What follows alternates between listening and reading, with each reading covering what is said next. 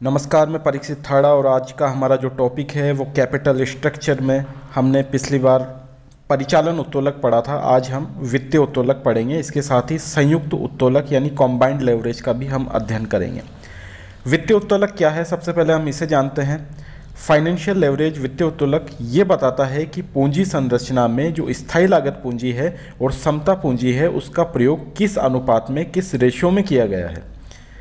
यदि जो fixed cost capital होती है वो वेरिएबल कॉस्ट कैपिटल से ज़्यादा होती है तो ये समझा जाए कि उस व्यवसाय के अंदर जो फाइनेंशियल लेवरेज है, जो वित्तीय उत्तोलक है, वो हाई लेवल का है। इसके विपरीत अगर फिक्स्ड कॉस्ट कैपिटल कम होती है वेरिएबल कॉस्ट कैपिटल की तुलना में, तो ये समझा जाए कि उस व्यवसाय में जो फाइनेंशियल लेवरेज है वो कम स्तर का है।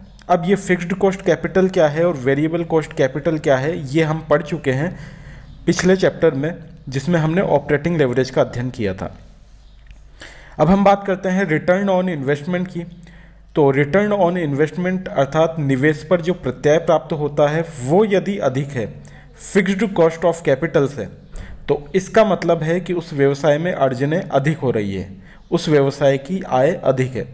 इसके विपरीत यदि रिटर्न ऑन इन्वेस्टमेंट कम होता है रेट ऑफ फिक्स्ड कॉस्ट से, तो इसका सीधा सा अर्थ है कि उस व्यवसाय में जो अर्जनें हैं वो कम हो रही है।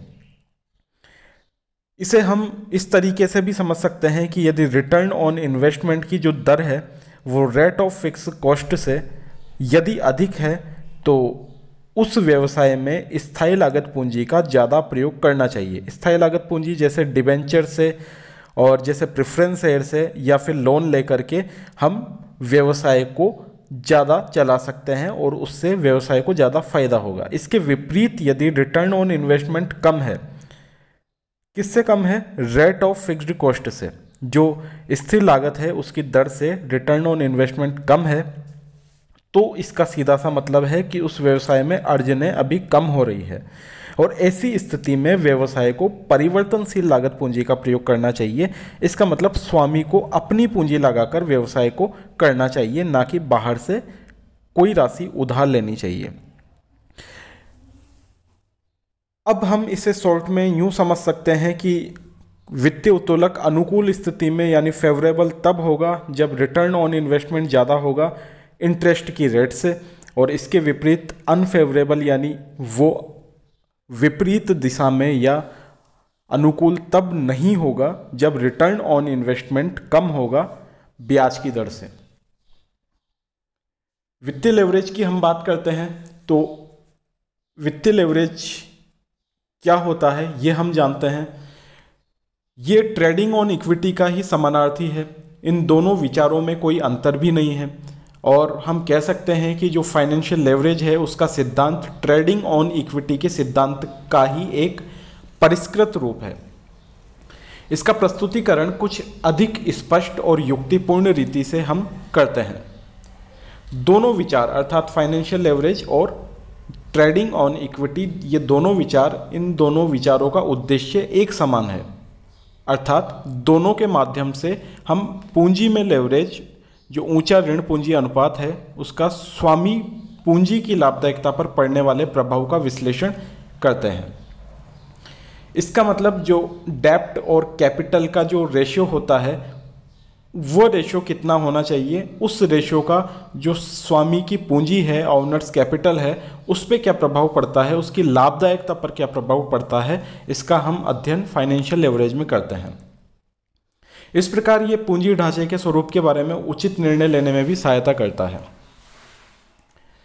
जो वित्तीय लेवरेज का सिद्धांत है वो पूंजी ढांचे में स्थिर दायित्व उत्पन्न करने वाले पूंजी साधनों जैसे ऋण पूंजी के उपयोग के कारण कंपनी के लाभों पर पड़ने वाले प्रभाव की विवेचना करता है।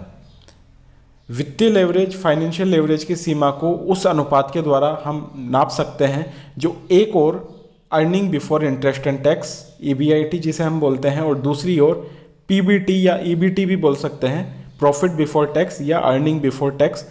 इन दोनों के बीच में जो अनुपात होता है, इस अनुपात से हम वित्तीय लेवरेज की गणना करते हैं। इसलिए इसका सूत्र भी यही है कि हम earning before interest and tax को भाग देंगे अर्निंग बिफोर टैक्स से, अर्थात इसका फाइनेंशियल लेवरेज का जो फॉर्मूला है वो है EBIT upon EBT, earning before interest and tax upon earning before tax. अब यहाँ पर ये समझ लेना जरूरी है कि परिचालन उत्तोलक जो हमने पिछले अध्याय में पढ़ा था और वित्तीय उत्तोलक जो हम अभी पढ़ रहे हैं, इन दोनों का क्या रोल होता है, इन दोनों में क्या डिफरेंस होता है और ये किस प्रकार से किसी व्यवसाय को प्रभावित करते हैं, ये समझना हमारे लिए बहुत ज़रूरी है। इसलिए सबसे पहले हम इन दोनों के बीच में जो डिफरेंसेस होते हैं, जो अंतर होते हैं, उन्हें समझते हैं। परिचालन उत्तोलक का उद्देश्य क्या होता है? यदि आपसे पूछा जाए कि ऑपरेटिंग लेवरेज का उद्देश्य क्या होता है, इसकी गणना क्यों करते हैं, तो इसका जो उद्देश्य होता है ऑपरेटिंग लेवरेज का, वो होता है विक्रय में जो परिवर्तन होता है, सेल्स में जो परिवर्तन होता है, उसके कारण जो ऑपरेटिंग प्रॉफिट होते हैं, earning before interest and tax होते हैं, उसमें क्या परिवर्तन आएगा, उसमें क्या चेंज आएगा। तो ये चीज़ तो बताता है ऑपरेटिंग लेवरेज। लेकिन फाइनेंशियल लेवरेज क्या बताता है? फाइनेंशियल लेवरेज बात करता है कि जो आपका ऑपरेटिंग प्रॉफिट है, अर्थात earning before interest and tax है, उसमें अगर कोई चेंज आता है तो उस चेंज के कारण अर्निंग पर शेयर में यानी EPS में क्या चेंज आएगा। तो दोनों के कॉन्सेप्ट एकदम अलग अलग है। ऑपरेटिंग लेवरेज बात करता है सेल्स में परिवर्तन से EBIT में कितना परिवर्तन होगा, जबकि फाइनेंशियल लेवरेज बात करता है कि EBIT में अगर कोई चेंज होगा तो उससे EPS में कितना चेंज होगा। तो ये तो इनका बेसिक कॉन्सेप्ट था, बेसिक डिफरेंस था। अब अगर हम बात करें दूसरे अंतर की, तो जो परिचालन उत्तोलक होता है, ऑपरेटिंग लेवरेज होता है, वो परिचालन लाभों और बिक्री में संबंध को बताता है, जबकि फाइनेंशियल लेवरेज बताता है EBIT और समता पर प्रत्यय यानी रिटर्न ऑन इन्वेस्टमेंट में क्या संबंध है। जो जोखिम होता है, रिस्क होता है, किसी भी व्यवसाय में दो प्रकार का होता है हमेशा, जिसे हम फाइनेंशियल रिस्क और बिजनेस रिस्क के नाम से जानते हैं। अब अगर आपसे पूछा जाए कि व्यवसायिक जोखिम कौन से लेवरेज के कारण बढ़ता है, तो आपको जवाब देना है ऑपरेटिंग लेवरेज के कारण व्यवसायिक जोखिम में वृद्धि होती है। ये जो फाइनेंशियल लेवरेज होता है, इसका व्यवसायिक जोखिम से कोई लेना देना नहीं है, ये केवल वित्तीय जोखिम को बढ़ाता है। लेकिन जब हम कंबाइंड लेवरेज पढ़ेंगे, वहाँ पे इन दोनों के आपस में कंबाइंड तरीके से क्या प्रभाव पड़ते हैं, वो अलग कॉन्सेप्ट है। लाभों की हम बात करें, प्रॉफिट की हम बात करें, तो ऑपरेटिंग लेवरेज EBIT को प्रभावित करता है, earning before interest and tax को प्रभावित करता है, लेकिन financial leverage earning after tax को प्रभावित करता है, यानी ऐसी इनकम जो टैक्स को चुकाने के बाद प्राप्त हुई है, उसे फाइनेंशियल लेवरेज प्रभावित करता है। तो अगर हम ऑपरेटिंग लेवरेज और फाइनेंशियल लेवरेज दोनों को देखें बैलेंस शीट में कि ये दोनों बैलेंस शीट में कहाँ पर प्रभाव डालते हैं, तो ऑपरेटिंग लेवरेज प्रभाव डालता है बैलेंस शीट के एसेट साइड में और फाइनेंशियल लेवरेज प्रभाव डालता है बैलेंस शीट के लायबिलिटी साइड में। तो इससे पता चलता है कि इन दोनों का कितना बड़ा अंतर है, क्योंकि ऑपरेटिंग लेवरेज एसेट साइड से संबंधित है, जबकि फाइनेंशियल लेवरेज लायबिलिटी साइड से संबंधित है। जब हम डिसीजन मेकिंग की बात करते हैं, तो ऑपरेटिंग लेवरेज विनियोग निर्णय लेने के काम आता है, जबकि फाइनेंशियल लेवरेज जो वित्त पूर्ति निर्णय होते हैं, वित्त पूर्ति डिसीजन होते हैं, उनके काम में आता है। और लास्ट में हम बात करें कि ऑपरेटिंग लेवरेज का जो प्रभाव पड़ता है वो स्थायी संपत्तियों के मिश्रण पर पड़ता है, जबकि फाइनेंशियल लेवरेज की बात करें तो स्थायी लागत वाली पूंजी की मात्रा पर इसका प्रभाव पड़ता है। ऑपरेटिंग लेवरेज का प्रभाव स्थायी संपत्तियों के मिश्रण पर पड़ता है, जबकि फाइनेंशियल लेवरेज का प्रभाव स्थायी लागत वाली पूंजी की मात्रा पर पड़ता है। ये इनके बेसिक डिफरेंस थे जो हमें समझना जरूरी थे। अब हम फिर से आते हैं फाइनेंशियल लेवरेज पे। इसका फॉर्मूला हम पढ़ चुके हैं, earning before interest and tax upon EBT। पूंजी ढांचे में ऊंचा वित्तीय लेवरेज परिचालन लाभ पर ब्याज के भारी प्रभाव को उत्पन्न करता है, जिसे तब तक भली प्रकार पूरा किया जा सकता है जब तक फर्म की आय उच्च स्तर पर बनी रहती है। अब जो हमारा फॉर्मूला था EBIT अपॉन EBT, उसका ही एक विस्तार है। अगर उस संस्था में डिबेंचर है, अगर उस संस्था में प्रेफरेंस है, डिविडेंड है, तो फॉर्मूला इस तरीके से होगा EBIT upon EBIT minus interest, सबसे पहले EBIT में से इंटरेस्ट घटाया जाता है, माइनस प्रेफरेंशियल डिविडेंड बटे 1 माइनस टी। यहाँ पे टी का मतलब टैक्स रेट से है। अगर टैक्स रेट 50% होती है तो 0.50 को 1 में से घटाएंगे तो बचेगा 0.50। इसी तरीके से अगर हम बात करें आई की, तो आई यहाँ पर इंटरेस्ट को बताता है और इंटरेस्ट सबसे पहले घटता है। तो ये फॉर्मूला हम तब काम में लेंगे जब डिवेंचर और प्रेफरेंशियल डिविडेंड के बारे में और टैक्स रेट के बारे में हमें जानकारी दे रखी हो। अब हम आते हैं फाइनेंशियल लेवरेज के कॉन्सेप्ट पे कि जैसे ही विक्रय आय में कमी होती है, सेल्स से जो इनकम होती है उसमें कमी होती है, चाहे वो किसी भी कारण से हुई हो, तो ऊंचा वित्तीय लेवरेज फर्म के समक्ष वित्तीय संकट उपस्थित कर देता है, क्योंकि ऐसी दशा में ब्याज के भारी बोझ को वहन करना घटती हुई आय के लिए कठिन हो जाता है और इसके फलस्वरूप जो कर सहित लाभ होते हैं, प्रॉफिट बिफोर टैक्स होते हैं, उसमें कमी हो जाती है। ऊंचे वित्तीय लेवरेज के कारण पर्याप्त आय वाले वर्षों में लाभ में अनुपात से अधिक वृद्धि तथा कम आय वाले वर्षों में लाभ में अनुपात से अधिक कमी हो जाती है। इस प्रकार वित्तीय लेवरेज भी एक ओर यदि लाभ को बढ़ा चढ़ा देता है तो दूसरी ओर हानि को भी बढ़ा चढ़ा देता है। फाइनेंशियल लेवरेज की डिग्री हमें ज्ञात करनी हो, अगर फाइनेंशियल लेवरेज की सीमा हमें ज्ञात करनी हो, तो हमारा सूत्र इस प्रकार से होगा, percentage change in earning per share को भाग देंगे हम percentage change in earning before interest and tax. अथवा हम यदि हमारे पास अर्निंग पर शेयर की जानकारी नहीं हो तो उसकी जगह अर्निंग बिफोर टैक्स को काम में लेंगे और हमारा सूत्र इस प्रकार से होगा, percentage change in earning before tax upon percentage change in earning before interest and tax. तो इन दोनों फॉर्मूले में से हम किसी भी फॉर्मूले को काम में ले सकते हैं जो हमारे पास जानकारियाँ उपलब्ध है उसके अनुसार। अब हम बात करते हैं धनात्मक, ऋणात्मक और तटस्थ वित्तीय लेवरेज की, positive, negative and neutral financial leverage. तो यदि कैपिटल एम्प्लॉयड पर जो रिटर्न ऑन इन्वेस्टमेंट की रेट है, दर है, वो ऋण पूंजी पर ब्याज की दर से अधिक है, तो वित्तीय लेवरेज हमेशा धनात्मक या लाभदायक या अनुकूल कहलाएगा। और ऐसी स्थिति में पूंजी ढांचे में ऋण पूंजी की वृद्धि इक्विटी पूंजी या स्वामी पूंजी में लाभ की दर में वृद्धि करेगी। कहने का मतलब रिटर्न ऑन इन्वेस्टमेंट यदि ज़्यादा है ब्याज की दर से, तो ऐसी स्थिति में कोशिश करनी चाहिए व्यवसाय को कि वो अधिक से अधिक बाहर से ऋण लेकर व्यवसाय में लगाए। इस कारण से जो स्वामी की पूंजी है उसमें वृद्धि होगी। लेकिन अगर रिटर्न ऑन इन्वेस्टमेंट ब्याज की दर से कम है तो ऐसी स्थिति में व्यवसायी को सावधान हो जाना चाहिए और उसे ऐसी स्थिति में जो फर्म की ऋण पूंजी है उसमें वृद्धि इक्विटी पूंजी या स्वामी पूंजी में लाभ की दर को कम कर देगी। इस कारण उसे बाहर से ऋण नहीं लेना चाहिए। हम ऐसी दशा को ऋणात्मक या हानिकारक दशा कह सकते हैं या प्रतिकूल फाइनेंशियल लेवरेज की दशा कह सकते हैं। लेकिन तीसरी कंडीशन वो कंडीशन है जब रिटर्न ऑन इन्वेस्टमेंट बिल्कुल बराबर है इंटरेस्ट रेट के। ऐसी कंडीशन में हम क्या कहेंगे इसे, ऐसी कंडीशन में ये तटस्थ या उदासीन फाइनेंशियल लेवरेज की दशा कहलाएगी। और इसका अर्थ होगा कि एक विशेष EBIT स्तर पर जो प्रति अंश आय है, अर्निंग पर शेयर है, वो विभिन्न डेब्ट इक्विटी के जो मिश्रण होते हैं उसके लिए समान होगा।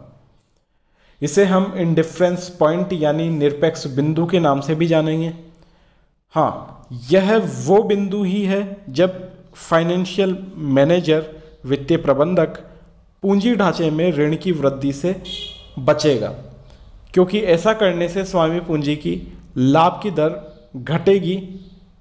क्या करने से? जब वो ऋण पूंजी में वृद्धि करेगा, ऐसी कंडीशन में तो स्वामी की पूंजी में कमी आएगी और इसका प्रभाव अंशों के बाजार मूल्य पर भी पड़ेगा। इसलिए जब ROI बिल्कुल एग्जैक्ट बराबर है रेट ऑफ इंटरेस्ट के, अर्थात ये तटस्थ बिंदु है, इंडिफरेंस पॉइंट है, तो कभी भी व्यवसायी को ऋण पूंजी में वृद्धि नहीं करनी चाहिए, स्थिर पूंजी दर में वृद्धि नहीं करनी चाहिए।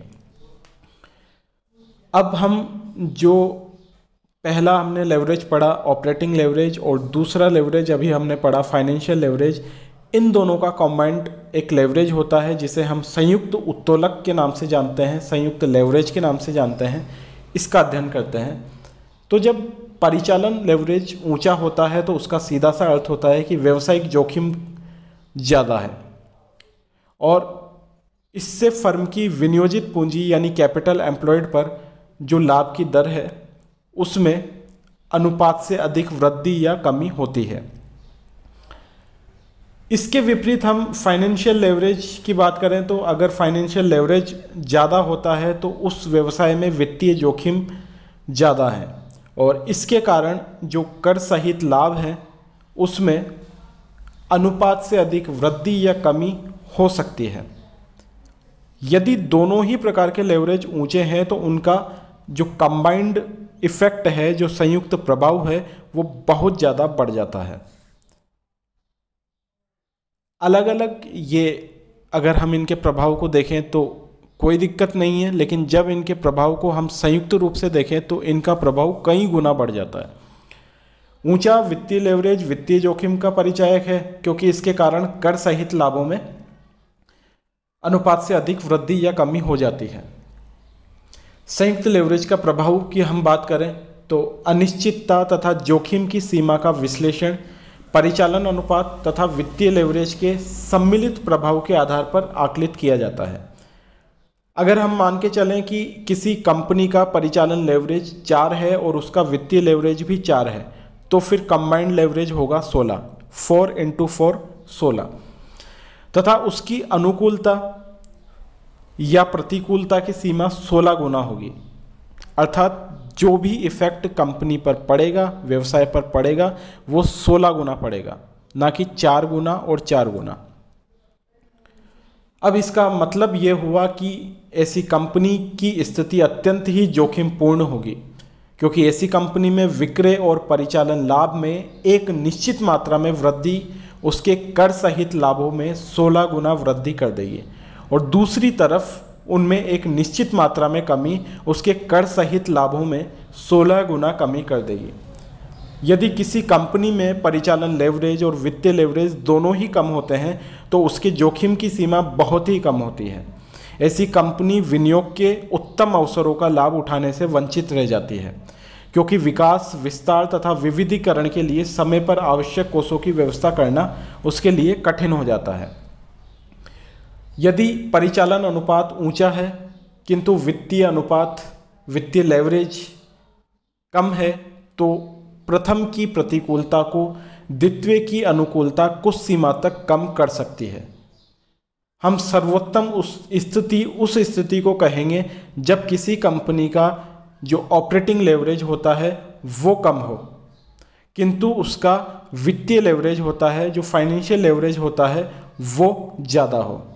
देखिए, ये कई बार आपसे पूछा जा सकता है कि सर्वोत्तम स्थिति कंबाइंड लेवरेज की दशा में आप किसे कहेंगे, तो आपको बतानी है कि जब ऑपरेटिंग लेवरेज है वो तो कम हो और फाइनेंशियल लेवरेज ज़्यादा हो, क्योंकि इसमें प्रथम की सुरक्षा परिधि के कारण कंपनी ऊंचे डेब्ट कैपिटल रेशियो पर व्यवसाय का संचालन करते हुए अधिकतम लाभों का अर्जन करने में सफल होगी। और प्रबंधकों के लिए ये देखना आवश्यक है कि दोनों प्रकार के जो लेवरेज हैं उनका म्यूचुअल जो रेशियो है वो किस प्रकार का है। नमस्कार।